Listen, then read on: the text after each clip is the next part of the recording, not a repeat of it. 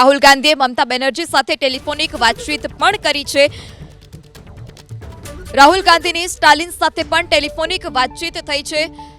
જે પરિણામ આવી રહ્યા છે ત્યારબાદ મમતા બેનર્જી અને સ્ટાલિન સાથે પણ રાહુલ ગાંધીએ વાતચીત કરી છે। તમિલનાડુમાં ટીવીકેની શાનદાર જીત જોવા મળી રહી છે। ગઠબંધન પણ કોંગ્રેસ સાથે કરી શકે છે।